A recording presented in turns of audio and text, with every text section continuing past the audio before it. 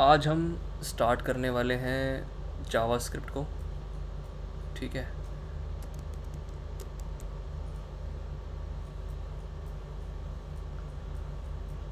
तो हमने already HTML CSS देख लिया है। अब हम पढ़ेंगे जावास्क्रिप्ट, जो कि एक कंप्लीट एक लैंग्वेज है। ठीक है।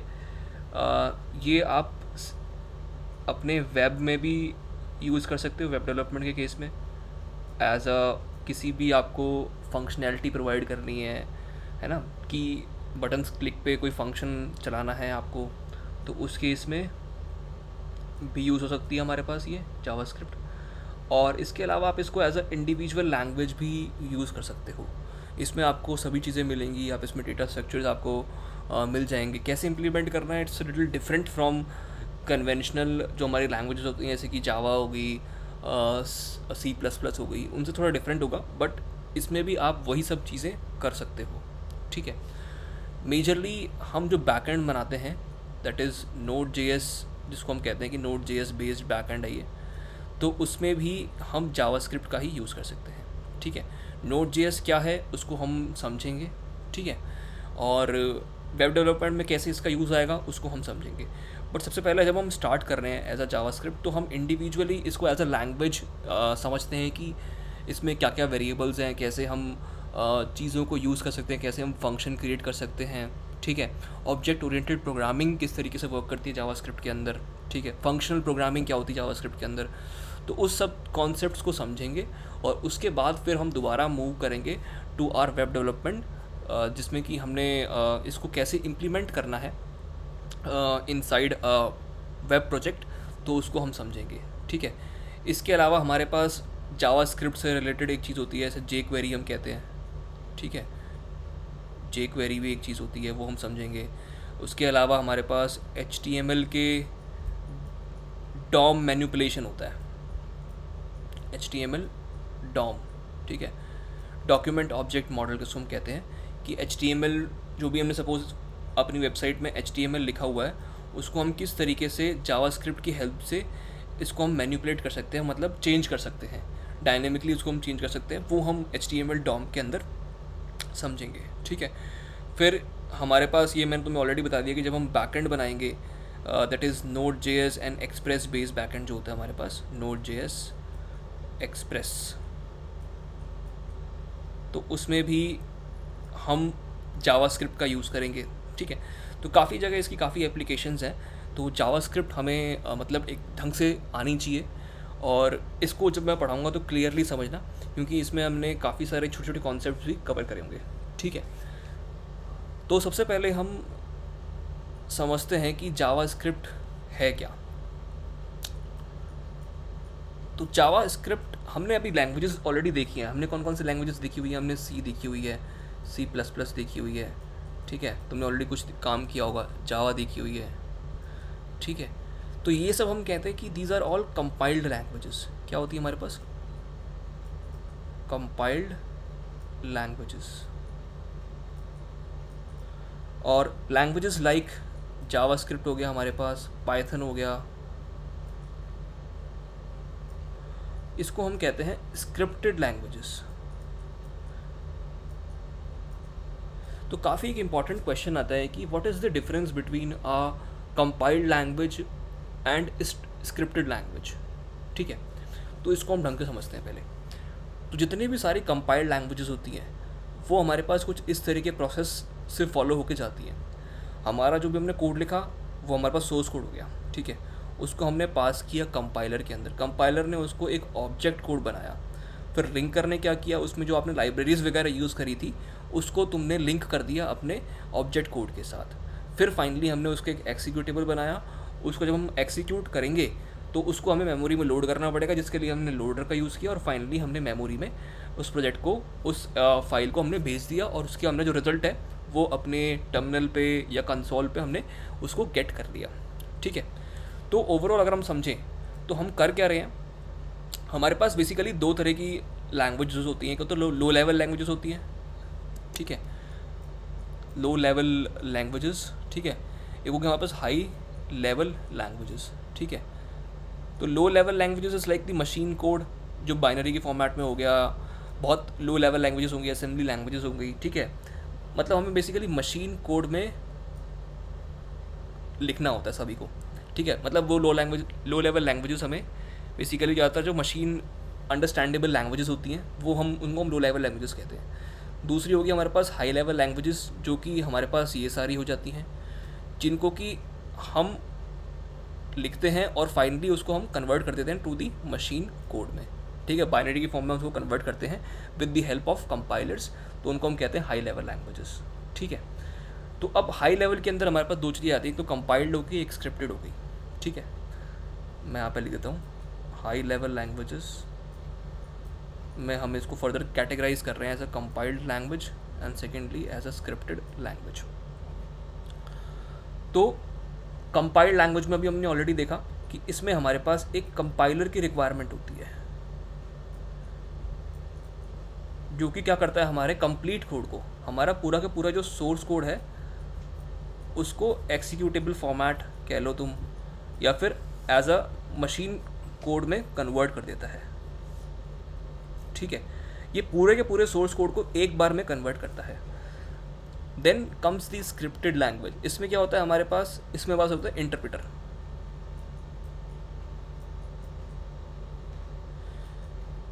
विच कन्वर्ट्स द लैंग्वेज, जो भी अब तुमने लिखा है उसको लाइन बाय लाइन कन्वर्ट करता है into the machine code. So what's the difference between compiler and interpreter is the actual difference between a compiled language and a scripted language. Compiler क्या करेगा, हमारे पास ये पूरी की पूरी लैंग्वेज को या फिर पूरा का पूरा आपका कोड को लेगा और उसका एक ही बार में पूरे के पूरे कोड को मशीन कोड में कन्वर्ट कर देगा। और उसका तरीका जो था वो मैंने तुम्हें यहाँ पे ऑलरेडी बता दिया कि इस तरीके से तुम्हारा कोड कन्वर्ट हो रहा है, इस तरीके से एग्जीक्यूट हो रहा है। और इन the case of scripted language हमारा बेसिकली क्या होगा, सोर्स कोड होगा जिसको कि हम इंटरप्रेटर के अंदर पास करेंगे, ठीक है। और ये हमें एक मशीन कोड जनरेट करके देगा, या फिर हमें आउटपुट जनरेट करके, अगर हम इनपुट दे रहे हैं तो हमें आउटपुट जनरेट करके यहाँ पे प्रोवाइड कर देगा, जो कि हमें एज अ यहाँ पे आउटपुट देखने को मिल जाएगा, ठीक है। So this is how basically a scripted language works, ठीक है। तो कौन कौन से एग्जाम्पल हो गए, जावास्क्रिप्ट हो गया और हमारे पास पाइथन हो गया।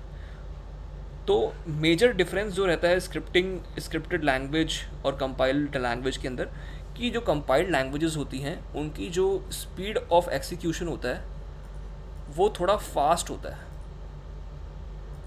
फास्ट किस लिए होता है, फास्ट इसलिए होता है क्योंकि हमने एक ही बार में सारी फाइल को हमने कर दिया और फाइनली फिर हम उसको एक्सिक्यूट करवा रहे हैं और उस तरीके से हमें रिजल्ट देखने को मिल रहा है। इसमें क्या है कि जब हम इसको रन टाइम पे, ये कब होता है हमारे पास, रन टाइम पे हम उसको मशीन कोड में कन्वर्ट कर रहे हैं लाइन बाय लाइन, तो इसलिए हमारे पास जो उसकी स्पीड है वो थोड़ी सी स्लो रहती है in comparison to compiled languages, ठीक है। इसलिए तुमने देखा होगा कि भाई कहते हैं कि यार तुम पाइथन में करोगे तो ज़्यादा टाइम लगेगा इन कंपैरिजन टू C++ या जावा में तुम प्रोग्रामिंग करते हो तो, ठीक है। तो इसलिए हम जो है जो ब्राउज़र बेस्ड लैंग्वेजेस होती हैं जिसमें कि हमें कुछ ऑटोमेशन वाला टास्क कराना है कि यार अपने आप कुछ क्वेरीज चल जाएँ, तो वो सब काम जो होते हैं वो जावास्क्रिप्ट या पाइथन के थ्रू हम कराते हैं, and these are all called as scripted languages. तो तुम्हें समझ में आ गया ये सब?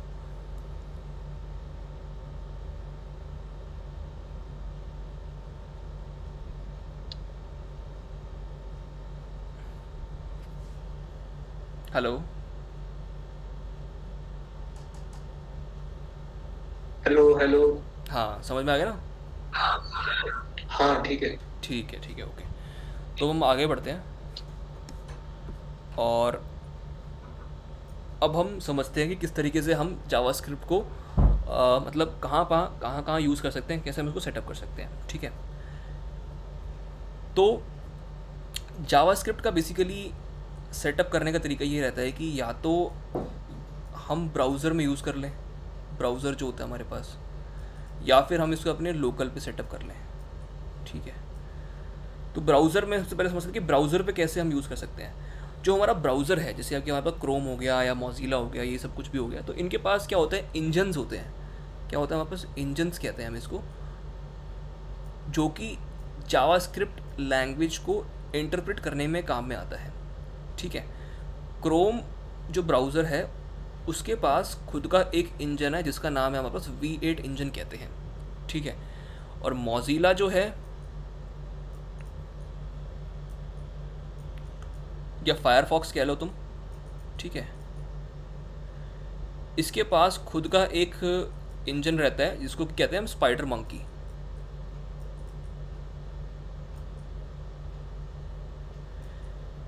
तो ये बेसिकली आपका, आपने जो जावास्क्रिप्ट कोड लिखा है अपनी वेबसाइट को बनाने में, तो उसको वो इस इंजन के थ्रू हम इंटरप्रेट, मतलब जो ब्राउज़र है वो इंटरप्रेट करता है, ठीक है। दूसरा आता है, अगर हमें लोकली अपने मशीन पे जावास्क्रिप्ट के कोड को चलाना है तो उस केस में हमें जो है Node.js को इंस्टॉल करना पड़ेगा, ठीक है। अब क्वेश्चन ये आता है यार Node.js है क्या, हमने काफ़ी बार सुना है ये Node.js है क्या एक्चुअल में।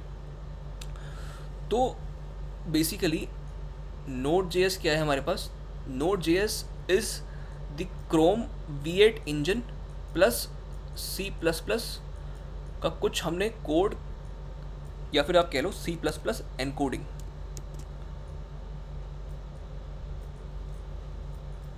तो ये दो चीज़ों से मिलके बना हुआ है Node.js, ठीक है।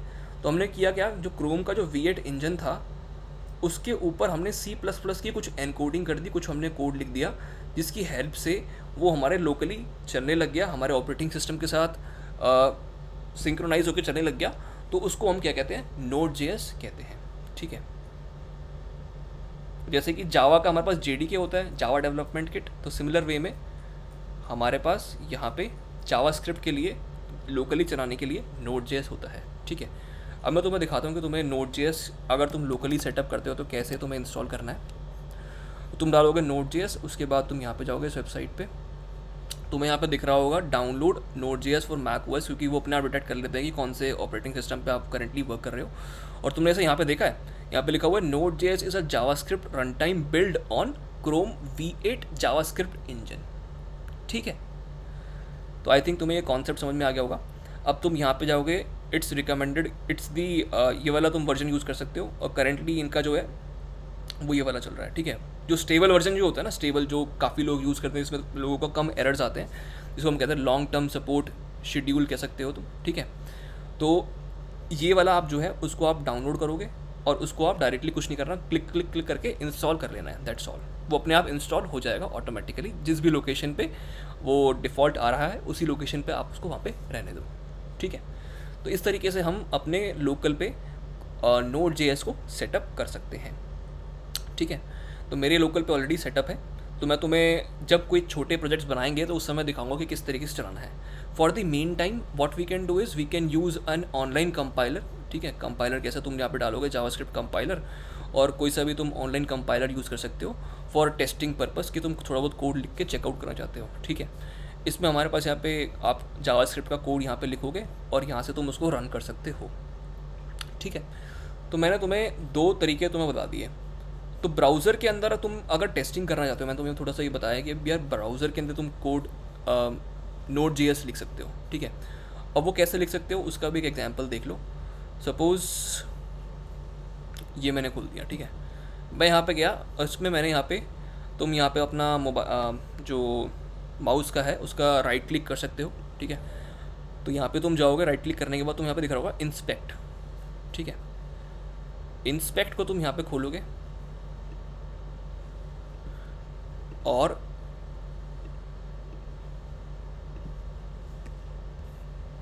इसके बाद तुम यहाँ पे जाओगे कंसोल पे, ठीक है।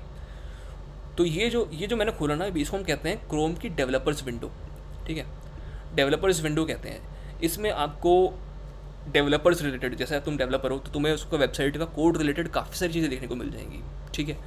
मैं तुम्हें थोड़ा सा क्रोम के रिस्पेक्ट में दिखाता हूँ। जैसे मैं यहाँ पे गया, ये क्रोम खोला हुआ मैंने, यहाँ पे इंस्पेक्ट पे गया और तुम्हें यहाँ पे ये सब कंटेंट दिख रहा होगा, यहाँ पे दिख रहा होगा एलिमेंट।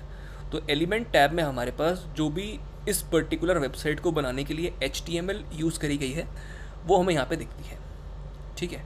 और इसके साइड में या इसके नीचे तुम छोटा करोगे तो तुम्हें यहाँ पे नीचे हो जाएगा, इसका ये लेआउट है बेसिकली। ये जो तुम्हें सेक्शन दिख रहा है यहाँ पे तुम देख सकते हो कि यहाँ पे जो CSS है किसी पर्टिकुलर एलिमेंट में जो यूज़ करी गई है वो तुम यहाँ पे देख सकते हो, ठीक है। उसके बाद तुम्हें यहाँ पे दूसरा दिखेगा कंसोल नाम का टैब। तो दिस इज़ वेयर, जहाँ पे एक तरह से समझ लो कि ये ब्राउज़र का टर्मिनल है। जैसे हमारे पास एग्जाम्पल के रूप में हमारा VS कोड है, जैसे कि उसमें हमारे पास एक नीचे टर्मिनल सेक्शन आता है, ठीक है। एटम आप खोलते हो उसमें भी टर्मिनल सेक्शन आता है। तो उसमें इस तरीके से हमारे पास जो ब्राउज़र का जो टर्मिनल है, जहाँ पे आप आउटपुट प्रिंट करवाते हो, वो क्या होता है, कंसोल उसको हम कहते हैं, ठीक है। तो कुछ इस तरीके का इसका लेआउट रहता है। इसके बाद सोर्स है, परफॉर्मेंस इनसाइट्स है, नेटवर्क टैब है। नेटवर्क टैब बेसिकली क्या होता है हमारे पास, जहाँ पे आपकी वेबसाइट जो है जो जो APIs को कॉल कर रही है, वहाँ पे ये नेटवर्क टैब में इंडिकेट होती है कि भाई कौन कौन सी API को कॉल किया गया है, ठीक है। इसको हम डीपली जब APIs बैकएंड के बारे में समझेंगे तो हम उसको थोड़ा सा और एक्सप्लोर करेंगे। इसके बाद क्या होता है, परफॉर्मेंस होता है, मेमोरी होती है, एप्लीकेशन कि भाई आपने स्टोरेज, लोकल स्टोरेज, किस तरह की चीज़ें यूज़ करी हुई है, कोई कैश आपने यूज़ किया हुआ है, ठीक है। सिक्योरिटी हो गया, लाइट हाउस, एंड कुछ आपने एक्सटेंशन वगैरह डाल रखे हैं, तो जैसे मैंने रिडक्स का एक्सटेंशन डाल रखा है तो वो भी यहाँ पे शो करता है। तो अभी हम सिर्फ for the mean time console को देखते हैं, ठीक है। तो कॉन्सोल में भी हम जावास्क्रिप्ट के कोड को रन कर सकते हैं। मैं एग्जांपल के रूप में दिखाता हूँ। जैसे मैंने यहाँ पे लिखा let a is equals to 10, फिर मैंने यहाँ पे किया console डॉट लॉग, फिर यहाँ पे डाला a, तो यहाँ पे आ गया बस 10, ठीक है। तो अब ये console डॉट लॉग क्या है, it's just like a print statement कि मुझे कुछ चीज़ को प्रिंट करना है। जावा में हमारे पास होता है system dot out dot print ln, similar way में यहाँ पे console डॉट लॉग, ठीक है। इसको हम अभी समझते हैं इंडिविजुअली। तो तुम यहाँ पे भी अपने जावास्क्रिप्ट कोड को एग्जीक्यूट करा के देख सकते हो। फॉर द मीन टाइम हम यूज़ करते हैं एन ऑनलाइन कंपाइलर। कहीं भी डाउट आए तो माइक अपना अनम्यूट करके बता देना, ठीक है। सो यहाँ पे जावास्क्रिप्ट के अभी करेंटली काफ़ी सारे वर्जन्स आ चुके हैं, ठीक है। तो जो हमारे पास जो मोस्ट पॉपुलर वर्जन है उसको हम कहते हैं एक्मा स्क्रिप्ट, ठीक है। ये क्या हुआ, हमारे पास जावास्क्रिप्ट का जो 2015 में जो वर्जन रिलीज़ हुआ था ना, इसको हम दूसरे नाम से भी जानते हैं कि ES6 वर्जन। तो वो हम करेंटली पढ़ने वाले हैं उसके बारे में। इसमें कुछ नए फीचर्स इंट्रोड्यूस हुए थे। तो फाइनली जो सबसे मोस्टली लोग जो यूज़ करते हैं वो यही वर्जन हम यूज़ करते हैं। इसको हम कहते हैं ES6 version of the JavaScript. तो कोई भी अगर तुम्हें कहे कि ES6, इसका मतलब 2015 में जो वर्जन रिलीज़ हुआ था वो वाला हमारे पास वर्जन हम बात कर रहे हैं, ठीक है। अब मैं बात करता हूँ एक्मा के बारे में। ये एक्मा क्या है, मैंने यहाँ पे लिखा हुआ है एक्मा स्क्रिप्ट लिखा हुआ है। तो एक्मा बेसिकली ये समझ लो कि एक तरह से सेट ऑफ रूल्स हैं जो कि करेंटली जिसने जावास्क्रिप्ट बनाई है उस ऑर्गेनाइजेशन ने आपको बताए हैं। तो उस हिसाब से आपको जावास्क्रिप्ट को यूज़ करना है। एक तरह से उसका डॉक्यूमेंटेशन जिसने डेवलप करी है या जिसने सेट ऑफ रूल्स डेवलप किए हैं, सिंटेक्स डेवलप किया है, तो वो आपको कह रहे हैं कि भाई इस तरीके से आप जावास्क्रिप्ट को लिखिए, ठीक है। तो इसलिए हम जावास्क्रिप्ट को एक्मा स्क्रिप्ट भी कह रहे हैं, ठीक है। ज़्यादा कुछ खास नहीं है इसमें, बट फिर भी एक बार पता होना चाहिए कि अगर कहीं टर्म्स अगर इस तरह की आ रही हैं तो तुम्हें समझ में आ जाएगी कि इस चीज़ के बारे में बात हो रही है, ठीक है। नेक्स्ट अब हम डिस्कस करते हैं before moving to the syntax. हमने ऑलरेडी एक चीज़ डिस्कस करी थी जब हम HTML CSS हम पढ़ रहे थे। तो उसमें हमने कहा था कि यार हम जो है जावास्क्रिप्ट को कहाँ पे कैसे लिखते हैं। हम बेसिकली ऐसे स्क्रिप्ट नाम का एक टैग बनाते हैं, ठीक है, और उसको हम दो जगह इंसर्ट कर सकते हैं। It's possible to be inserted in 2 places. तो एक मैंने तुम्हें बताया था कि आप जो हमारे पास हेड टैग होता है ऑफ दी HTML डॉक, तो उसके हेड टैग के अंदर आप यहाँ पे लिख सकते हो स्क्रिप्ट। दूसरा क्या होता है हमारे पास, before the closing tag of the body. ये आपका बॉडी टैग है और वो क्लोज हो रही है, उससे जस्ट पहले आप यहाँ पे लिख सकते हो, ठीक है। ये मैंने तुम्हें 2 चीज़ ऑलरेडी जब हम वेब डेवलपमेंट का इंट्रोडक्शन देख रहे थे तब मैंने तुम्हें थोड़ा बहुत समझाया था कि किस तरीके से चीज़ें होती हैं, ठीक है। आई थिंक तुम्हें थोड़ा याद भी आ रहा होगा। तो हमने इसके बारे में इसके एडवांटेजेस और डिसएडवांटेजेस डिस्कस किए थे, तो उसको एक बार थोड़ा सा रिवाइज़ कर लेते हैं। तो अगर आप यहाँ पे हेड में लिखते हो या फिर अगर आप बॉडी से पहले लिखते हो, दोनों में क्या डिफरेंस हमारे पास रहेगा, ठीक है। तो अगर हम यहाँ पे हेड में स्क्रिप्ट टैग को लिखते हैं तो उसका एक मेजर डिसएडवांटेज हमारे पास ये रहता है कि सपोज़ आपने अपने स्क्रिप्ट के थ्रू किसी एक HTML के एलिमेंट को कॉल किया है जो कि बॉडी के अंदर प्रेजेंट है, क्योंकि हमारा जो HTML या फिर आपका जो कंपाइलर रहता है, या फिर आप कह लो जिस तरीके से हम जो हमारा ब्राउज़र है उस डॉक्यूमेंट को रीड कर रहा है HTML, it's from the top to bottom approach, ठीक है। सपोज़ आपने यहाँ पे स्क्रिप्ट टैग को मेंशन किया था और वो वाला टैग जो है किसी नीचे वाली बॉडी वाली चीज़ को पॉइंट आउट कर रहा है, उसको यूज़ कर रहा है, तो उस केस में हमारा ढंग से जो पेज है वो लोड नहीं हो पाएगा, क्योंकि वो कहेगा यार ये वाला एलिमेंट तो प्रेजेंट ही नहीं है, ठीक है। तो it can have some issues. तो पहला हमारे पास डीमेरिट ये हो गया कि अगर हम स्क्रिप्ट टैग को हेड के अंदर इंक्लूड करते हैं तो अगर आप, क्योंकि हमारा जो डॉक है उसको हम from top to bottom read करते हैं, जो कंपाइलर या फिर आपका इंजन है वो उसको टॉप टू बॉटम रीड कर रहा है, जिसकी वजह से वो नीचे वाले element, if it is using any body kind of element को यूज़ कर रहा है, तो वो ढंग से रेंडर नहीं हो पाएगा। दूसरा हमारे पास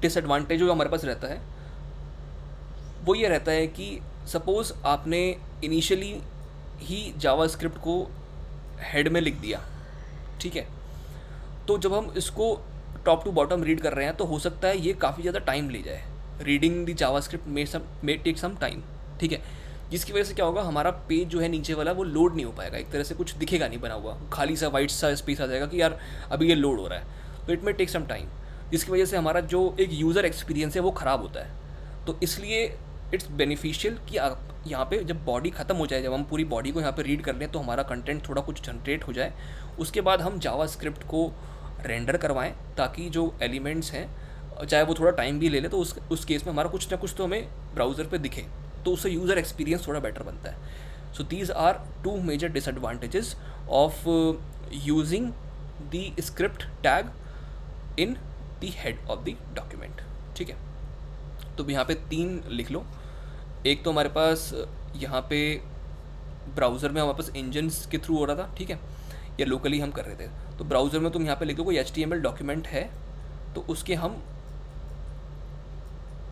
बॉडी के ऊपर, ठीक है, बॉडी के ऊपर स्क्रिप्ट टैग को मेंशन करके भी जावास्क्रिप्ट लिख सकते हैं, ठीक है। तो इस तरीके से हमारे पास 2-3 तरीके होगा जावास्क्रिप्ट को लिखने के। एक तो हमारे पास यहाँ पे ब्राउज़र के अंदर हो गया था HTML के रूप में, और दूसरा हो गया हम कंसोल में भी लिख सकते हैं, ठीक है। तो ये 2 तरीके हो गए with the help of browser.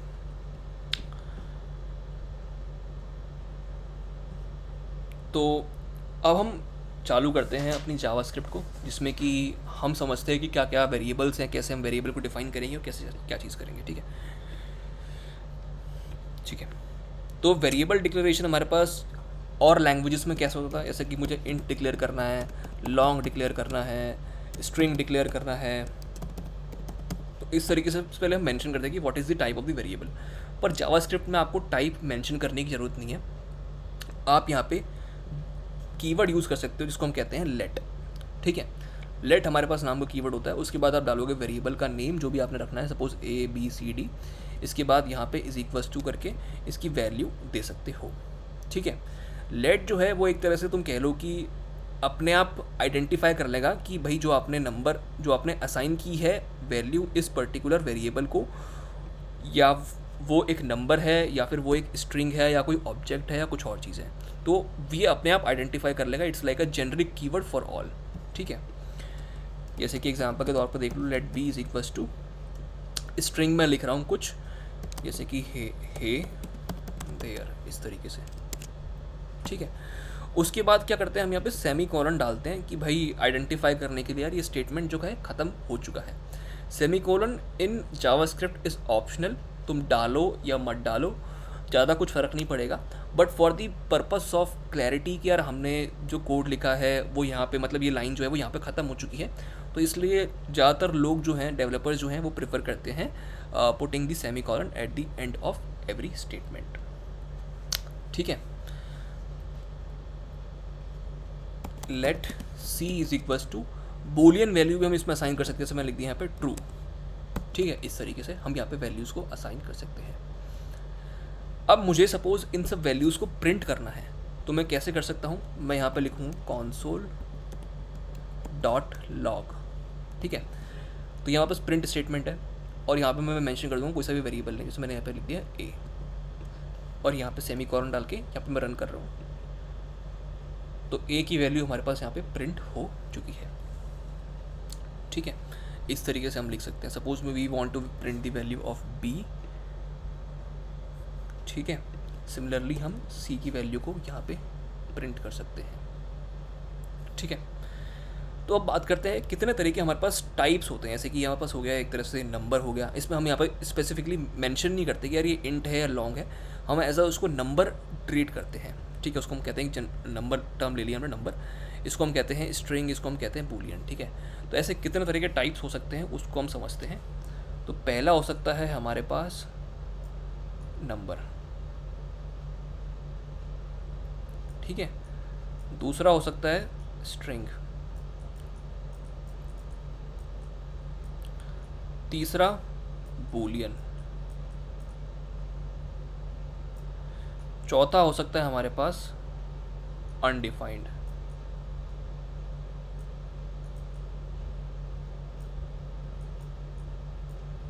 पांचवा होगा हमारे पास नल, ठीक है। तीन चीज़ तो हम ऑलरेडी जान गए। अब यार ये अनडिफाइंड और नल क्या चीज़ है इसको हम समझते हैं, ठीक है। तो जैसे मैंने एक वेरिएबल यहाँ पे डिक्लेयर किया, ठीक है।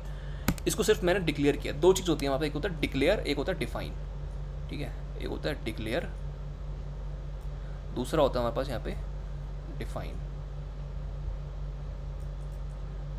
ठीक है। डिक्लेयर क्या होता है हमारे पास? जब हम वेरिएबल को सिर्फ एक तरह से मेंशन करते हैं कि यार ये वेरिएबल है सिर्फ, और उसमें कोई वैल्यू असाइन नहीं करते, तो उसको हम कहते हैं हमने डिक्लेयर किया। जैसे कि मैंने यहाँ पे लिखा लेट डी, तो इसका मतलब क्या किया हमने? वेरिएबल डी को सिर्फ डिक्लेयर किया है अभी, ठीक है। डिफाइन का मतलब क्या होता है हमारे पास यहाँ पे? कि हमने उसमें वैल्यू असाइन कर दी। जैसे कि आप यहाँ पे देख रहे हो let a is equal to 10, इसका मतलब क्या है? हमने वेरिएबल को डिफाइन कर दिया, ठीक है। इसकी वैल्यू की, इसकी डेफिनेशन दे दी इसकी, भाई इसकी वैल्यू ए है, उसकी वेरिएबल ए है, उसकी वैल्यू हमारे पास करेंटली 10 है, ठीक है। तो जब भी हम वेरिएबल को सिर्फ डिक्लेयर करते हैं तो इनिशियली उसकी जो वैल्यू रहती है वो हमारे पास अनडिफाइंड रहती है, कि आपने उसको अभी तक कुछ वैल्यू असाइन नहीं करी, तो इसलिए उसका जो एक तरह से टाइप रहेगा वो क्या रहेगा? अनडिफाइंड रहेगा, ठीक है, अनडिफाइंड। और ये हो गया हमारे पास अनडिफाइंड का कॉन्सेप्ट। दूसरा हो गया नल। अगर मैंने सपोज किसी वेरिएबल को वैल्यू असाइन कर रखी है, या फिर मुझे उसको एज अ खाली वेरिएबल डिफाइन करना है कि इसमें कुछ नहीं पड़ा हुआ, तो उस केस में मैं यहाँ पे लिख सकता हूँ, जैसे कि मैंने अभी यहाँ पे ए की वैल्यू 10 करी थी, तो मुझे ए की वैल्यू, ए जो वेरिएबल है उसकी वैल्यू को बिल्कुल खाली करना है, ठीक है। कि भाई इस वेरिएबल तो ए है, ऑलरेडी एग्जिस्ट करता है, बट उसके अंदर हमने कुछ रखा नहीं हुआ, तो उस केस में मैं कह दूँगा यहाँ पे नल। तो मैं यहाँ पे मैंने लिख दिया ए इज इक्वल्स टू नल। तो अब जो है ए जो है वो खाली हो चुका है, तो अगर मैं यहाँ पे डालूंगा तो यहाँ पे इसकी वैल्यू क्या आई? हमारे पास नल आई, ठीक है। नल हमारे पास रिजर्व्ड कीवर्ड है, ठीक है। तुम ऑलरेडी जानते हो, आई थिंक तुमने जावा में भी ऑलरेडी पढ़ा होगा कि यार कीवर्ड्स क्या होते हैं। कीवर्ड्स होते हैं ना, कीवर्ड्स बेसिकली ये चीज़ होते हैं, ऐसे वर्ड होते हैं जो कि किसी लैंग्वेज के रिस्पेक्ट में ऑलरेडी रिजर्व्ड होते हैं। जैसे कि इस केस में क्या होगा, जावास्क्रिप्ट के केस में से लेट हो गया। आप कोई भी वेरिएबल का नाम लेट नहीं लिख सकते, ठीक है। आपने वेरिएबल बनाया लेट, ठीक है, तो ऐसा पॉसिबल नहीं है, क्योंकि these are all reserved keywords, ठीक है। सिमिलरली आपका हो गया जैसे कि अनडिफाइंड हो गया, नल हो गया, और भी जो चीज़ें हैं वो सब हमारे पास रिजर्व्ड कीवर्ड्स कहलाती हैं, ठीक है। तो हमने इस तरीके से ये असाइन कर दिया।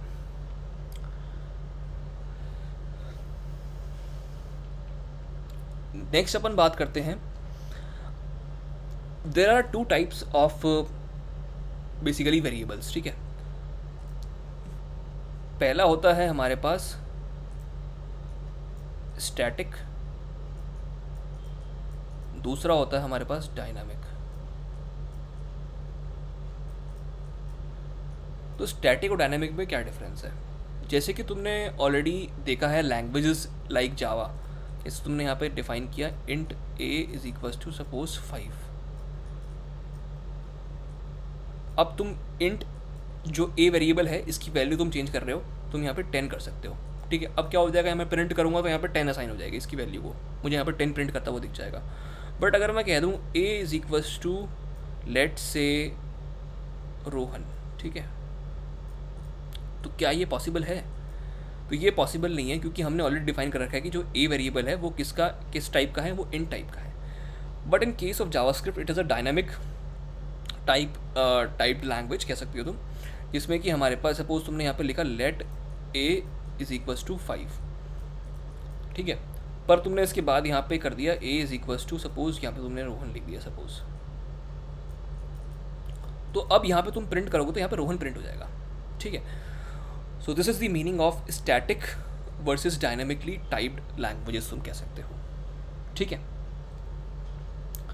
नेक्स्ट बात करते हैं कि अगर मुझे चेक करना है कि यार टाइप क्या है वेरिएबल का, जैसे सपोज मैंने यहाँ पे ए डिफाइन किया है, तो मुझे चेक करना है कि यार ए जो है ये किस टाइप का वेरिएबल है। तो मैं एक कीवर्ड यूज़ करता हूँ जिसका नाम है हमारे पास टाइप ऑफ। कीवर्ड का नाम क्या है हमारे पास यहाँ पे, TYPE of, without any space, ठीक है। तो इस कीवर्ड को मैं यूज़ करता हूँ, तो यहाँ पे मैं लिखता हूँ मैं टाइप ऑफ, स्पेस डालूंगा इन दोनों के बीच में, और यहाँ पे मेरे पास यहाँ पे लिख दूंगा, मेंशन कर दूंगा जिस भी वेरिएबल को मुझे मेंशन करना है। तो टाइप ऑफ ए, तो यहाँ पे मैं रन करता हूँ इसको मैं हटाता हूँ पहले यहाँ पे। अब देखो यहाँ पे क्या आया, नंबर आया, क्योंकि मैंने यहाँ पे नंबर असाइन किया हुआ है इनिशियली, ठीक है। अब मैं देखूंगा टाइप ऑफ बी क्या है,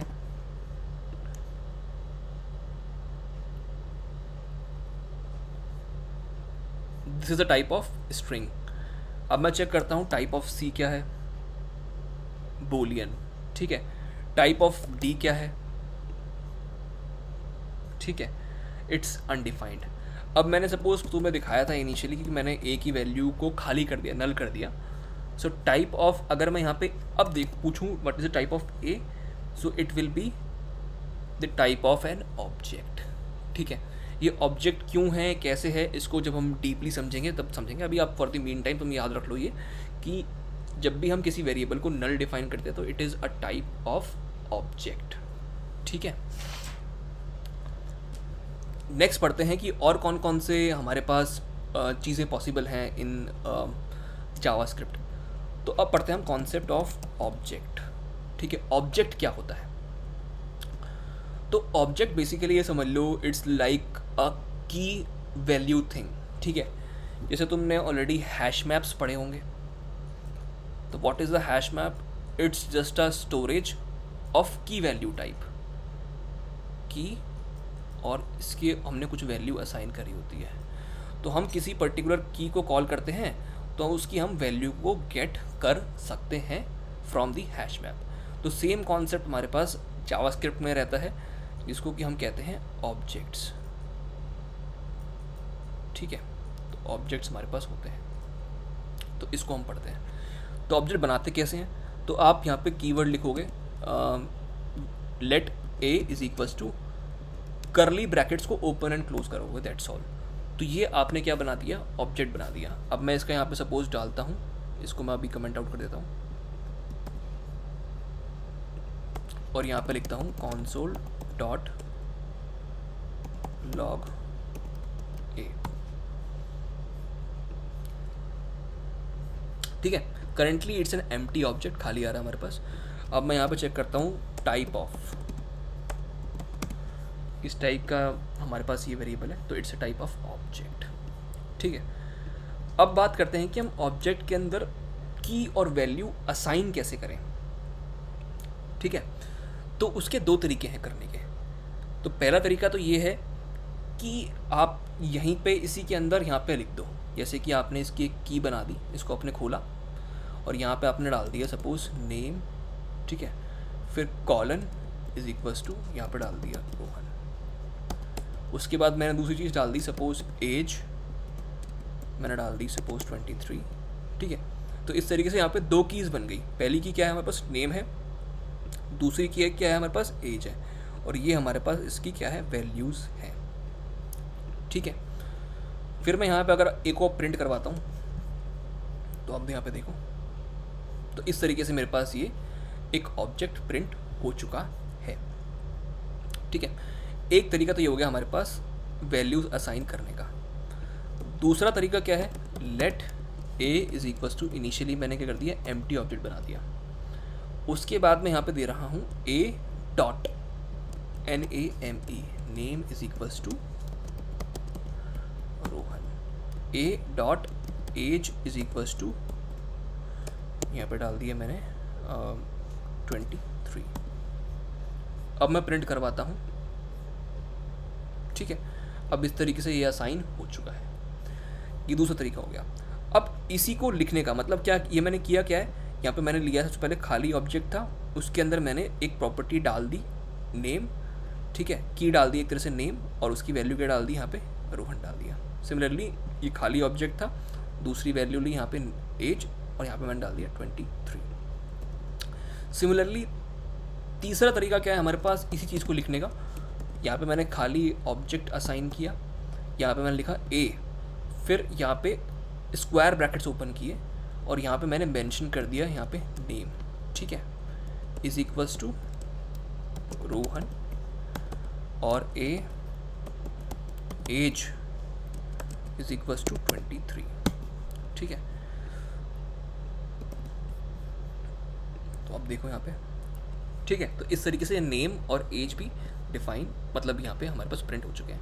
तो तीन तरीके हमने देखे। पहला तो क्या है हमारे पास कि आप वहीं के वहीं लिख दो, ऑब्जेक्ट के अंदर ही मेंशन कर दो। दूसरा है dot notation with the help of dot notation.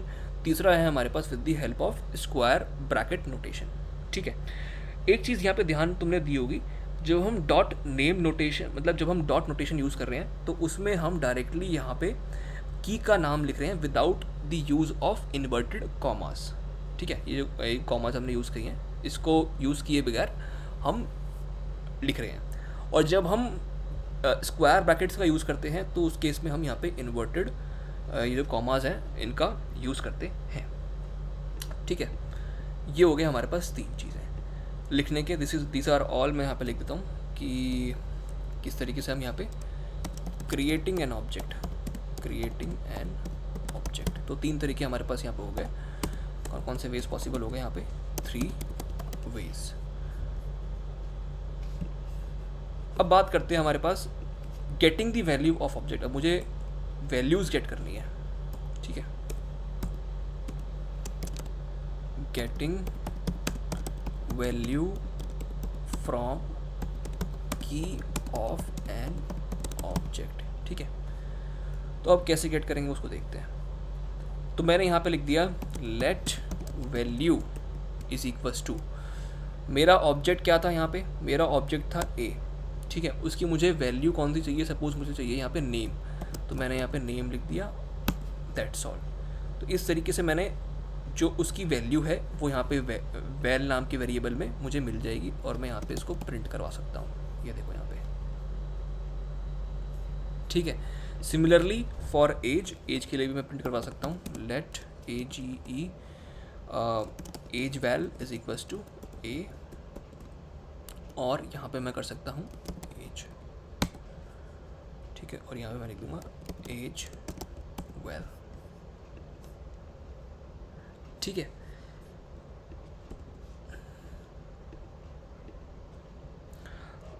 Let's see कि क्या हम डॉट नोटेशन के थ्रू इसको कर सकते हैं। तो ए डॉट नेम कॉल करता हूँ, ठीक है, वैल्यू के अंदर। तो चेक करते हैं कि क्या हम इसको ऐसे कर सकते हैं। तो यहाँ पे मैंने यहाँ पे प्रिंट किया, ठीक है, ठीक है। तो दो तरीके हमारे पास पॉसिबल है, या तो आप स्क्वायर ब्रैकेट वाला नोटेशन यूज़ करो फॉर गेटिंग दी वैल्यू, या फिर आप डॉट नोटेशन यूज़ करो for getting the value. Both are just same, ठीक है। इससे आपको सेम रिजल्ट देखने को मिलेगा, and same is possible for the value, getting the value of age. तो हमने दो चीज़ देख ली, वैल्यू को सेट करना, दूसरा हमने देख लिया वैल्यू को गेट करना, ठीक है। अब मैं तुमसे एक एग्जाम्पल लेके चलते हैं, ठीक है। अब मैं कुछ ऐसा कुछ क्रिएट कर रहा हूँ, जैसे कि सपोज, एक सेकंड रुकना, मैं थोड़ा इसको स्पेस है तो नीचे ताकि स्क्रॉल हो पाए। हाँ, अब मैंने यहाँ पे नेम लिया है, ठीक है।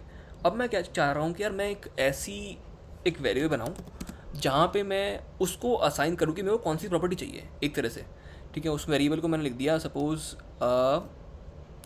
एक्स, अब मैं इसमें असाइन करूँ कि यार मुझे कौन सी प्रॉपर्टी चाहिए, मुझे नेम वाली प्रॉपर्टी गेट करनी है, ठीक है। तो अब मैं इस वेरिएबल का नेम यूज़ करके किस तरीके से इन प्रॉपर्टीज़ को गेट कर सकता हूँ वो आप देखिए, ठीक है।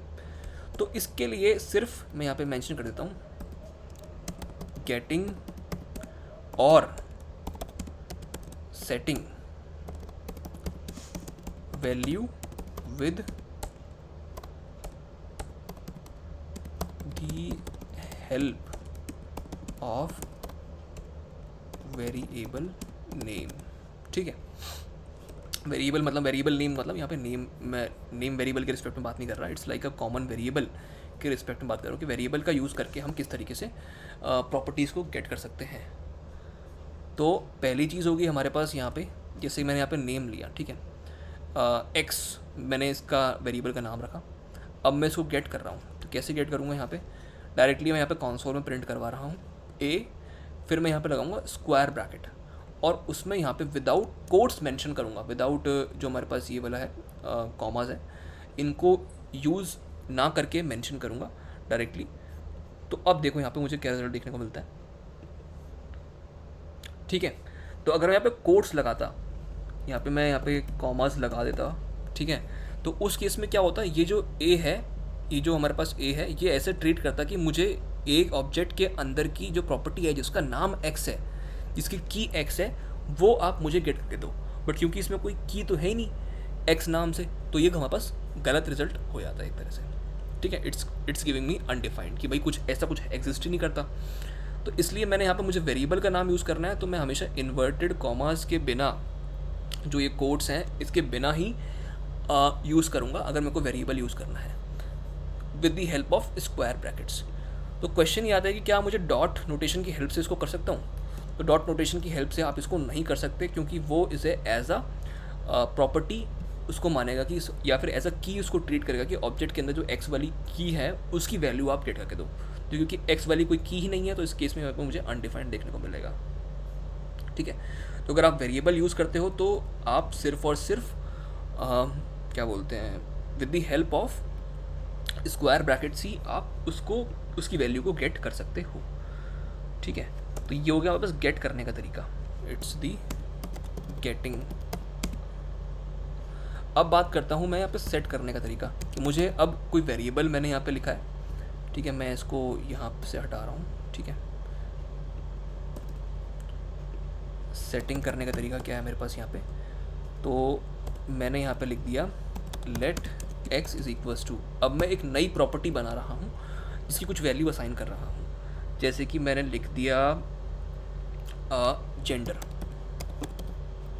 ठीक है।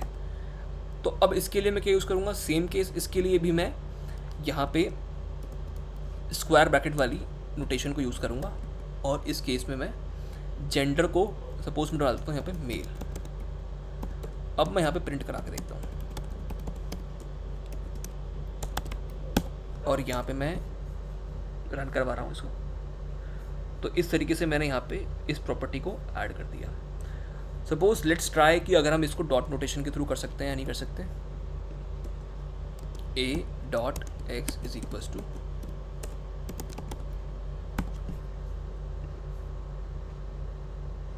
ठीक है। तो डॉट नोटेशन के हिसाब से भी हम इसको यहाँ पे सेट कर सकते हैं। So there are two ways in which we can set, but there is only one way in which we can get if we are using the variable, ठीक है। तो ये हमारे पास x का एग्जाम्पल कंप्लीट हो चुका है। Now let's talk about arrays, ठीक है, कि एरेज क्या होते हैं यहाँ पे हमारे पास, और कितने तरह के फंक्शंस रिलेटेड होते हैं हमारे पास एरे, ठीक है। तो जो जावास्क्रिप्ट होता है इसमें हमारे पास एरेज होते हैं, वो क्या होते हैं हमारे पास, डायनामिक होते हैं, dynamic NAMIC, dynamic in size, ठीक है। तो इसका क्या होगा, जैसे हमारे पास जावा में होता है एरे लिस्ट, तो उनकी हमारे पास साइज़ जो है वो इंक्रीज़ कर सकते हो कितना भी, जितना आप चाहो। तो क्या होगा इसमें भी similarly in the case of JavaScript we are also having arrays जो कि डायनामिक होते हैं। दूसरा एक चीज़ और आती है जावास्क्रिप्ट में, स्पेशली एरेज के कॉन्सेप्ट में, कि that they can store different type of values in it, ठीक है। तो dynamic and they can store different type of values in it. तो मैंने तुम्हें ऑलरेडी कॉन्सेप्ट समझाया था कि डायनेमिक का कॉन्सेप्ट समझाया था कि आप एक वेरिएबल आपने डिफाइन किया, ज़रूरी नहीं है कि वो सिर्फ आप उसमें ओनली अगर आपने इनिशियली उसको इंटीजर या फिर नंबर असाइन किया है तो बाद में भी आप उसको नंबर ही असाइन करोगे, तो उसमें आप कुछ भी असाइन कर सकते हो। Similarly in the case of arrays, तो जैसे कि हमने यहाँ पे एरे इस तरीके से बनाते हैं, let a is equals to square brackets हम देते हैं सिर्फ खाली। तो इस तरीके से हमारे पास एक एरे डिफाइन होता है। इसमें ना तो कोई हम साइज़ डिफाइन करते हैं कि भाई सपोज एरे 10 लेंथ का होना चाहिए या 5 लेंथ का होना चाहिए, ऐसा कुछ डिफाइन नहीं करते, सिर्फ यही एक आइडेंटिफाइन करने की नोटेशन होती है, ठीक है। तो हमारे पास क्या हो जाएगा यहाँ पे, सपोज़ आपने इनिशियली एरे के अंदर, जैसे आपने सपोज एरे बनाया और उसमें वैल्यूज़ स्टोर कर दी 1 2 3, इस तरीके से कॉमा दे के हम स्टोर कर सकते हैं वैल्यूज़ को, ठीक है। और फिर आप चाहते हो कि यार नहीं यार, इसमें मैं मल्टीपल तरह की वैल्यूज़ इंसर्ट करूँ या फिर मल्टीपल तरह की वैल्यूज़ को डालूँ, तो आप ऐसा एरे भी बना सकते हो। जैसे 1 बना दिया आपने, फिर आपने यहाँ पे स्ट्रिंग रख दी, इसके अंदर रोहन रख दिया सपोज़, ठीक है। और यहाँ पे मैंने सपोज़ वैल्यू डाल दी ट्रू बूलियन वैल्यू। तो आप मल्टीपल टाइप्स की वैल्यूज़ भी एक एरे में इंसर्ट कर सकते हो, ठीक है। तो this is the difference between the common array जो कि हम जावा में यूज़ करते हैं। जावा में हम कैसे यूज़ करते हैं या फिर C++ या कुछ किसी और चीज़ में, तो हम पहले ऐसे डिफाइन करते हैं, int a is equals to, यहाँ पे अपन डाल देते हैं 1 2 3, कुछ भी डाल सकते हैं, ठीक है। तो इस तरीके से हम जावा में डिफाइन करते हैं। अगर हम यहाँ पे मैं इसके अंदर यहाँ पे 3 को स्ट्रिंग में कन्वर्ट कर दूँ, so it is not possible, क्योंकि हमने यहाँ पे बता रखा है कि जो एरे है it's a type of integer जो कि सिर्फ इंटीजर वैल्यू को ही स्टोर करेगा, ठीक है। और इसके साथ हम यहाँ पे जावा में क्या से डिफाइन करते थे, int a is equals to new INT, और यहाँ पे हम इसका साइज़ मेंशन करते थे, जैसे कि इनिशियली ये 5 लेंथ का है, तो क्या होता था कि इसकी साइज़ फिक्स है, ठीक है, it is a size of fix, ये हम इसमें से 5 वैल्यू ही स्टोर कर पाएंगे। इसके रिस्पेक्ट में हमारे पास क्या आया था, इसके इम्प्रूवमेंट में हमारे पास आया था एरे लिस्ट, जिसके अंदर हमारे पास साइज़ जो होता है वो डायनेमिक होता है, आप उसको कितना भी बढ़ा सकते हो, ठीक है। बट उस केस में भी हमारे पास जो ये वाली प्रॉपर्टी थी कि अगर आपने एरे लिस्ट बनाई इंट टाइप की, तो सिर्फ आप उसमें इंट ही स्टोर करोगे, इंटीजर ही स्टोर करोगे, you can not store strings और बूलियंस इन इट, ठीक है। तो जावास्क्रिप्ट में हमारे पास यहाँ पे ये चीज़ें हम डायनेमिकली स्टोर करवा सकते हैं, मल्टीपल टाइप्स ऑफ वैल्यूज़, ठीक है। अब यहाँ पे देखते हैं कि किस तरीके से हम डिफाइन करते हैं स्पेसिफिकली। तो let a is equals to, खाली मैंने स्क्वायर ब्रैकेट्स दे दिए, ठीक है। तो मैं यहाँ पे console डॉट लॉग कर देता हूँ ए को, और यहाँ पे मैं कराता हूँ इसको प्रिंट।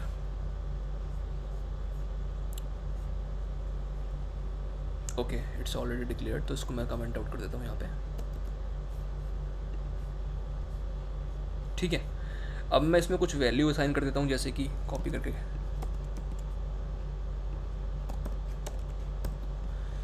तो यहाँ पे मैंने लिख दिया 1 2 3 4, ठीक है, ठीक है। अब मैं इसमें multiple types of value assign कर देता हूँ, जैसे मैंने 4 को बना दिया स्ट्रिंग, इसके बाद मैंने लिख दिया कोई बूलियन, लिख दिया ट्रू, ठीक है। तो इस तरीके से कर दिया। अब बात करते हैं जावास्क्रिप्ट के जो एरे होता है उसमें कौन कौन से फंक्शंस होते हैं। तो जैसे ही हमने ऑलरेडी एक फंक्शन सबसे पहले हमारे पास काफ़ी ईजी वाला होता है, that is called the length. तो लेंथ नाम की जो प्रॉपर्टी है इस पर्टिकुलर एरे की, तो उसको आप डायरेक्टली कॉल कर सकते हो, जो कि हमारे पास लेंथ दे देगी कि कितना लेंथ है हमारे पास। Length means the size, you can say size of the array. तो अभी कितना है 1 2 3 4 एंड 5, तो 5 आना चाहिए हमारे पास आंसर, ठीक है। तो 5 आया, that is called the length property of the array. उसके बाद और देखते हैं कि और क्या क्या पॉसिबल है। जैसे कि हम ऑलरेडी स्टैक का कॉन्सेप्ट हम जानते हैं, तो जावास्क्रिप्ट में मैं वैसे आपको डेटा स्ट्रक्चर नहीं पढ़ा रहा, मैं सिर्फ आपको बता रहा हूँ कि स्टैक के कॉन्सेप्ट में हमारे पास 2 चीज़ें होती हैं, एक होता है पुश, दूसरा होता है हमारे पास पॉप, ठीक है। तो सेम केस हमारे पास यहाँ पे हम एरे के अंदर यूज़ करते हैं। तो इन जावास्क्रिप्ट एरे के पास 4 प्रॉपर्टीज़ होती हैं। कौन सी होती है यहाँ पास? पुश, पॉप,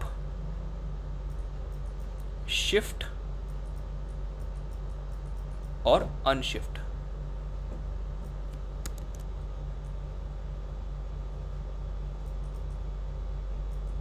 ठीक है, तो पुश क्या होता है हमारे पास? पुश होता है कि आपको पीछे से कोई एलिमेंट ऐड करना है इस केस में। ठीक है, एग्जाम्पल के तौर पे हम देखें तो जैसे मैंने किया, मेरे पास अभी इनिशियली क्या था, ये खाली पड़ा हुआ था, यहीं यहीं का ऐड करते सपोज। तो मैंने किया पुश 1, तो 1 यहाँ पे पुश हो गया। पुश 2, तो 2 यहाँ पे आ गया हमारे पास। ठीक है, पुश 3, तो 3 यहाँ पे हो गया। अब मैंने क्या किया? पॉप। पॉप मीन्स कि आप पीछे से ही रिमूव करेंगे, तो पीछे से हमारे पास 3 रिमूव हो जाएगा। ठीक है, तो यहाँ से ये हमारे पास 3 रिमूव हो गया। सपोज मैंने क्या किया, अब पॉप कर दिया 2 को, तो 2 हमारे से रिमूव हो गया। ठीक है, अब बात आती है शिफ्ट की और अनशिफ्ट की। ठीक है, तो शिफ्ट का मतलब होता है कि आगे से ऐड करना है इस एरे के अंदर। ठीक है, तो मैंने किया शिफ्ट 2, तो यहाँ पे जो है 2 यहाँ पे आगे आके ऐड हो जाएगा। तो अब ये एरे रीड कैसे होगा? सबसे पहले जो हमारे पास इंडेक्स पे पड़ा होगा वो पड़ा होगा 2, और दूसरी इंडेक्स पे क्या पड़ा होगा? 1 पड़ा होगा। ठीक है, फिर 3 शिफ्ट किया तो ये यहाँ पे 3 आ जाएगा। अनशिफ्ट करूँगा तो आगे से 3 निकल जाएगा, आगे से अनशिफ्ट किया 2 तो आगे से 2 निकल जाएगा। तो इस तरीके से हमारे पास ये 4 प्रॉपर्टीज़ होती हैं, 4 फंक्शंस होते हैं एरे के पास।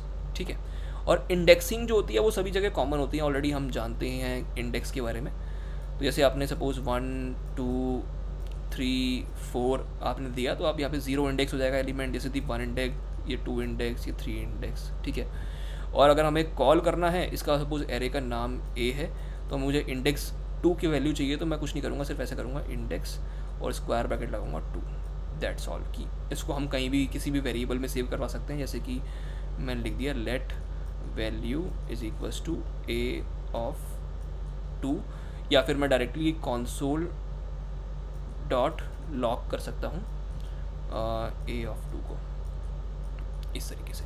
ठीक है, सो ये हम यहाँ पे कर सकते हैं, इसको हम इंडिविजुअली अप्लाई करके देखते हैं। इस केस में मैं एक छोटा सा ये वाला एरे को एज अनकमेंट कर लेता हूँ और इसको डायरेक्टली यहाँ पे यूज़ करता हूँ। तो पहले हम लेंथ वाली प्रॉपर्टी देख लेते हैं, console dot log, sorry length तो हमने देख लिया, हम इंडेक्सिंग देख लेते हैं। जैसे कि हम यहाँ पे हमको चाहिए 0 इंडेक्स की वैल्यू चाहिए। ठीक है, इसको मैं यहाँ पर रन कर लेता हूँ, तो ये आगे 1 मुझे चाहिए सपोज 3 इंडेक्स की वैल्यू। ठीक है, 4 आ गया हमारे पास, मुझे चाहिए सपोज 5 इंडेक्स की वैल्यू। तो इस केस में कोई इंडेक्स हमारे पास, क्योंकि ऑलरेडी लेंथ सिर्फ हमारे पास 4 थी, तो इंडेक्स हमारे पास मिनिमम मैक्सिमम कितनी रहेगी? 3 रहेगी। तो अगर हम उससे ज़्यादा जाते हैं तो हमारे पास वैल्यू आएगी अनडिफाइंड, हमारे पास देखने को मिलेगी। ठीक है, तो ये हो गया हमारे पास इंडेक्सिंग से गेट करना इसकी वैल्यू को। दूसरा बात करते हैं इस एरे के अंदर ऐड करना पीछे से। तो ऐड कैसे करूँगा? Dot push. ठीक है, पुश नाम के फंक्शन को कॉल करूँगा और इसमें जो इनको वैल्यू डालनी है, सपोज मुझे डालनी है 5 पीछे की तरफ, तो यहाँ पे मैं 5 डाल दूंगा और इसके बाद मैं यहाँ पे प्रिंट करता हूँ।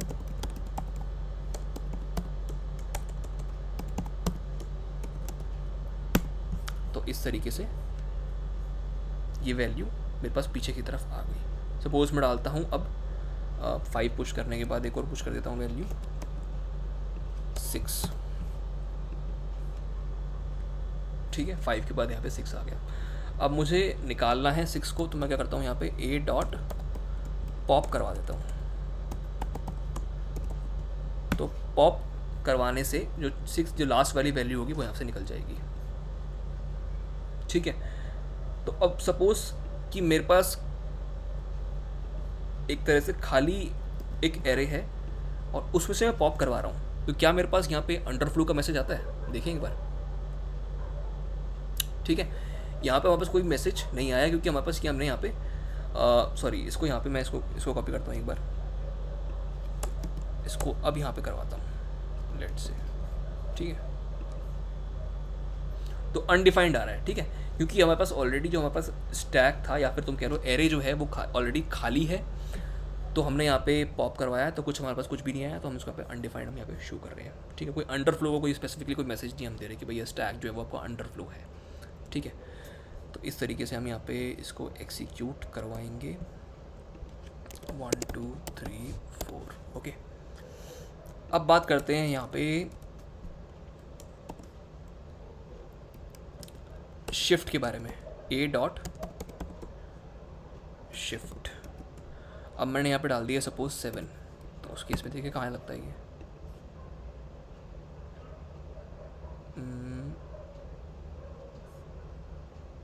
लेट्स से अनशिफ्ट करें एक बार। ओके, सो मैंने तुम्हें थोड़ा सा आई थिंक थोड़ा सा उल्टा बता दिया।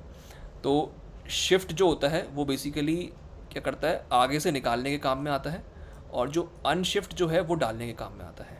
ठीक है, थोड़ा सा कन्फ्यूजन हो गया था। तो शिफ्ट जो है it's for removing from the front, and unshift means adding in the front. ठीक है, तो ये हमने यहाँ पे देख लिया। अनशिफ्ट किया तो हमारे पास यहाँ पे 7 जो है वो ऐड हो चुका है, और अगर मैं शिफ्ट करूँगा तब देखें क्या होता है हमारे पास। यहाँ पे खाली होगा यहाँ पे, और यहाँ पे ए डॉट शिफ्ट करता हूँ तो जो 7 ऐड हुआ था वो आगे से रिमूव हो गया।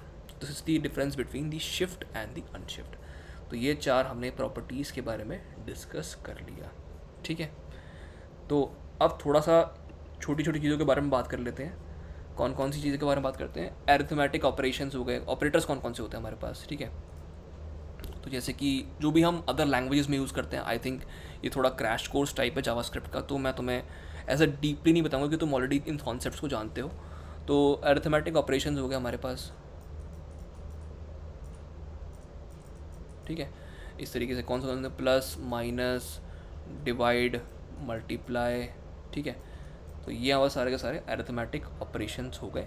और ये अगर तुम इनको लिखते हो तो इनका जो बेसिकली फ्लो रहता है एग्जीक्यूशन का, या तो तुम ब्रैकेट्स लगा के लिख दो तो ऑटोमेटिकली वो वाला पहले एग्जीक्यूट होगा। ठीक है, उसके अलावा एक हमारे पास होता है ना, कौन सा रूल होता है वो बताना, एक बार नाम बताना उसका, जो कि हम फॉलो करते हैं जनरली जब भी हमारे पास मल्टीपल सिम्बल्स होते हैं। क्या होता है उसका नाम?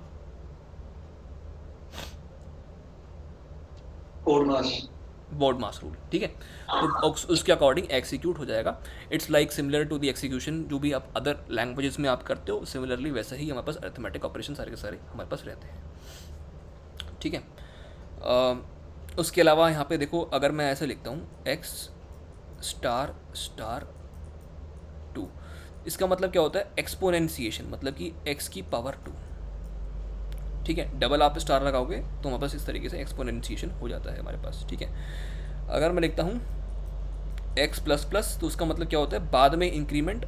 ठीक है, या प्लस प्लस एक्स लिखता हूँ तो पहले इंक्रीमेंट होता है। ठीक है, सिमिलरली x माइनस माइनस या फिर माइनस माइनस एक्स, कि पहले डिक्रीमेंट बाद में डिक्रीमेंट और पहले डिक्रीमेंट। ये ऑलरेडी तुम जानते ही होगे इसका यूसेज कैसे हमें करना होता है। ठीक है, इसके अलावा और बात करते हैं, जैसे असाइनमेंट्स ऑपरेटर के बारे में बात करते हैं।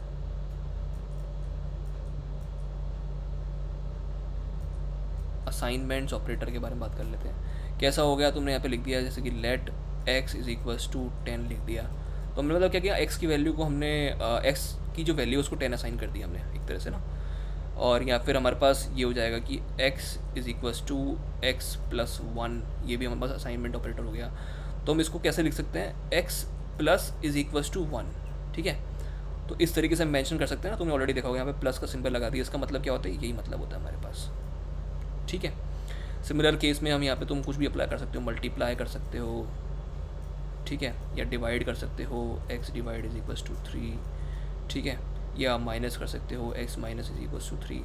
तो all these are concepts similar to this one. ठीक है, जो भी हमने यहाँ पे देखा, इस तरीके से हम इसको एक्सिक्यूट करवाएंगे। नेक्स्ट बात करते हैं कंपैरिजन ऑपरेटर्स के बारे में।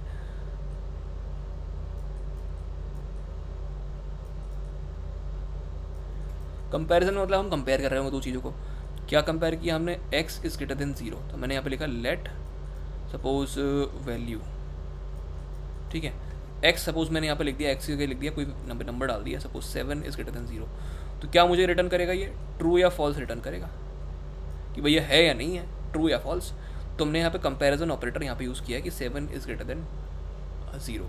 वैसे भी हम इफ़ कंडीशन में तुमने देखा होगा लगाते हैं कि भाई x इज़ ग्रेटर देन 5 होगा तो ये होगा, तो ये करता क्या एक्चुअल में, ये मुझे ट्रू या फॉल्स रिटर्न करता है। तो एक तरह से कंपैरिजन करके उसने बता दिया, ये सब हमारे पास कौन सा ऑपरेटर हो गया, कंपैरिजन ऑपरेटर हो गया। ठीक है, या फिर x is greater than equals to zero, ठीक है, less than equals to zero, या फिर लेस देन वन, ठीक है। These are all the comparison operator, ठीक है। और कौन कौन से कंपैरिजन ऑपरेटर हो गए यहाँ पे, हम यहाँ पे ट्राई करते हैं, जैसे कि x is equals to one. तुमने ये वाले कंडीशंस तुमने देखी होगी जब भी हम दो चीज़ों को कंपेयर करते हैं कि भैया ये दो चीज़ें क्या बराबर हैं या नहीं है, ठीक है। तो मोस्टली हम क्या करते हैं, डबल इक्वल्स टू यूज़ करते हैं, ठीक है। But in case of JavaScript there is a little difference. यहाँ पे हमारे पास दो तरह के ये कह लो कि तुम इक्वालिटी ऑपरेटर्स हैं, ठीक है। कंपैरिजन ऑपरेटर को हम दो तरीके से क्लासीफाई कर सकते हैं। एक हो गया हमारे पास रिलेशनल ऑपरेटर, रिलेशनल, दूसरा हो गया हमारे पास इक्वालिटी। रिलेशनल में क्या हो गया, ये सारे जो हमने पढ़े ना, ये आपस में एक दूसरे को कंपेयर कर रहे हैं, इसको हम कह रहे हैं कि रिलेशन निकाल रहे हैं कि दो चीज़ों में रिलेशनल क्या है, ठीक है। इक्वालिटी का मतलब क्या है कि हम चेक कर रहे हैं कि क्या ये दो वैल्यूज़ जो हमने प्रोवाइड करी हैं ये इक्वल है या नहीं है, ठीक है। तो इसको चेक करने के दो तरीके होते हैं हमारे पास। एक होता है हमारे पास ट्रिपल इक्वल्स टू सिंबल, और एक होता है हमारे पास double equals to symbol. Mostly languages तुमने पढ़ी हुई जितनी भी तो उसमें डबल इक्वल्स टू यूज़ होता है, बट जावास्क्रिप्ट ने एक नया सिंबल इंट्रोड्यूस किया है which is equals to triple equals to symbol, ठीक है। तो अब ये क्या है, इसको थोड़ा सा डीपली समझते हैं, ठीक है। मैं इनको कमेंट आउट कर रहा हूँ। Okay, so there is a concept of strict equality and loose equality, ठीक है। तो अब ये है क्या, इसको देखो, यहाँ पे मैंने लिखा console.log, मैंने यहाँ पे मेंशन किया 1 ट्रिपल इक्वल्स टू 1, ठीक है। मैंने यहाँ पे एक दो चीज़ें ली, 1 ट्रिपल इक्वल्स टू 1, तो 1 1 के बराबर है, तो यस 1 1 के बराबर है, ठीक है। It is giving me true. But अगर मैं यहाँ पे एक को 1 को यहाँ पे स्ट्रिंग में कन्वर्ट कर दूँ, तो क्या ये वाला 1 इस वाले 1 के बराबर है? तो नहीं यार, ये तो स्ट्रिंग टाइप का है, ये नंबर टाइप का है, तो ये बराबर नहीं होगा। तो यहाँ पे हमने दो चीज़ें देखी, एक तो हम देख रहे हैं कि वैल्यू को कंपेयर कर रहे हैं, दूसरा हम चेक कर रहे हैं कि टाइप को कंपेयर कर रहे हैं। पहले वाले केस में हमने चेक की कि भैया उसकी जो टाइप है और उसकी वैल्यू है 1 is equals to triple equals to 1, वो दोनों को सेम है। बट दूसरे केस में बस वैल्यू तो सेम है, 1 और 1 तो सेम है, बट इसका टाइप डिफरेंट है। ये जो है वो नंबर टाइप का है और ये जो है वो हमारे पास स्ट्रिंग टाइप का है। तो both are different in case of type of the type जो है इस पर्टिकुलर चीज़ का वो हमारे पास डिफरेंट है। तो इस केस में हमें इसलिए फॉल्स देखने को मिला। बट इसी केस में अगर मैं यहाँ पे डबल इक्वल्स टू लगाता हूँ तो वो क्या करेगा, देखो यहाँ पे वो हमारे पास यहाँ पे ट्रू दे रहा है। तो double equals to basically compare क्या करता है, डबल इक्वल्स टू सिर्फ और सिर्फ वैल्यू को कंपेयर करता है, not the type of the value, ठीक है। और ट्रिपल इक्वल्स टू क्या करता है कि अगर type and value both are equal then it is giving us the value as true, answer as true, otherwise it is false, ठीक है।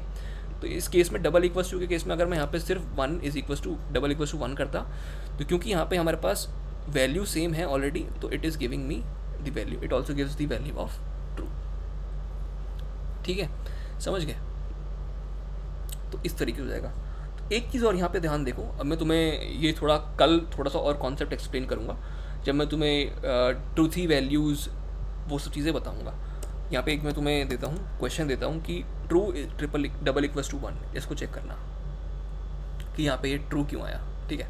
ये तुम्हारा आज का होमवर्क है, इसको एक बार खुद से सर्च करना कि why it is giving the value as true, क्योंकि यहाँ पे ट्रू हमने यूज़ किया है, यहाँ पे 1 यूज़ किया है, ठीक है। So this is your homework. तो बाकी हम कंटिन्यू करेंगे with all the operators and functions के बारे में नेक्स्ट क्लास के अंदर, ठीक है।